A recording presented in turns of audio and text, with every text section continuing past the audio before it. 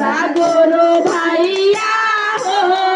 कि करा गुरु बहिना हो किसी में गुरु बड़ा दयालु हो महादेव बड़ा दयालु किसी में गुरु बड़ा दयालु हो महादेव बड़ा दयालु हो माना माना शिव के गुरु माना माना माना शिव के गुरु माना कि माना गुरु भैया हो कि माना गुरु बहिना हो कि माना गुरु भैया हो कि माना गुरु बहिना हो दूसरा सूत्र में चर्चा करिया दूसरा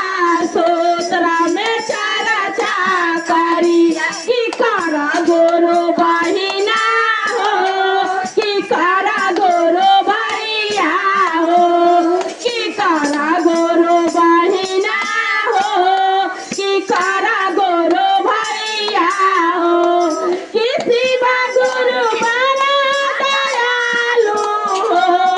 महादेव बड़ा दयालु हो किसी बा गुरु बड़ा दयालु हो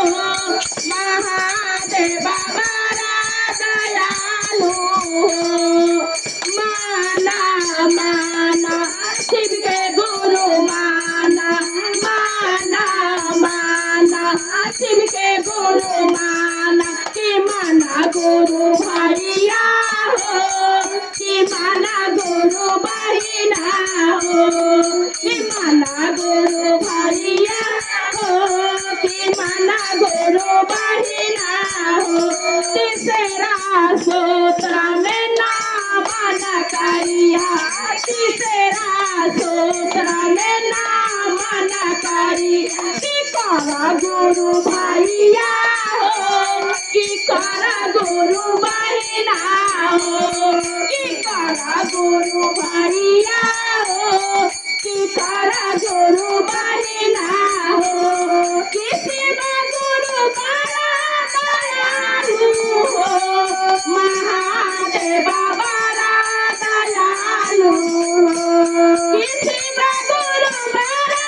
दयालु हो महादेव बड़ा दयालु माना माना शिव के गुरु माना माना माना शिव के गुरु माना कि माना गुरु भैया हो कि माना गुरु बहिना हो कि माना गुरु भैया हो कि माना गुरु बहिना हो